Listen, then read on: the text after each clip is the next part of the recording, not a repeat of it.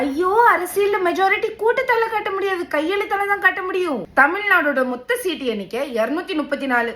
ஆனா ஆட்சி அமைக்கிறதுக்கு தேவையுள்ள சீட்டு 118. விஜயானோட தமிழக வெற்றி கழகம் டிவிக்கோட சீட்ஸை பார்த்தாலுமே 108 சீட்டு தான் இருக்கு.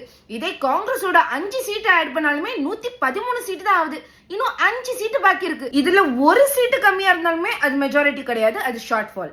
சப்போர்ட்டிங் லெட்டர் கேட்ட ஆளுநரை தப்பு சொல்றது சட்டப்படி தப்பு.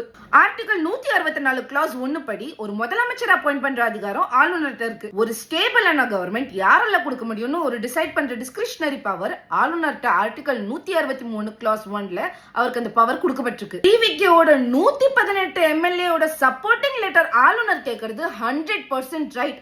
அது ஆளுநரோட கான்ஸ்டிடியூஷனல் டியூட்டி. மெஜாரிட்டி இல்லாத ஒருத்தரை பதவியேற்க கூப்பிட்டு ஃப்ளோர்ல மெஜாரிட்டியை ப்ரூவ் பண்ணுங்கன்னு சொன்னா அது குதிரை பேரத்துக்கு தான் சமம். எம்எல்ஏக்களையே விலைக்கு வாங்குற தப்பாவுல பிராக்டிஸ் தடுக்க தான் கவர்னர் ஃபர்ஸ்டே ப்ரூஃப் கேக்குறாரு. 2006ல ராமேஸ்வர் பிரசாத் கேஸ்லயும் சுப்ரீம் கோர்ட் இதே தான் சொன்னுச்சு. 2004ல பிஜேபி கர்நாடகால தனிப்பெரும் கட்சியை வந்திருந்த போதுமே ஆளுநர் மெஜாரிட்டி யாரா இருந்தாலும் அவங்களுக்கு தான் சான்ஸ் கொடுத்தாங்க. அதுதான் கரெக்டா உள்ள ப்ரொசீஜர். பார்க்க போனா ஆளுநர் தான் இங்க கரெக்டா இருக்கிறாரு. செலிப்ரேஷனோட ஸ்டேபிலிட்டி கேக்குறாரு அவரு. தப்பு இல்லையே, இதுதான் இன்டெலெக்சுவல் டிசிஷன். பாஸ், இது ஜனநாயகம், இங்க கான்ஸ்டிடியூஷன் தான் ராஜா. With that I conclude.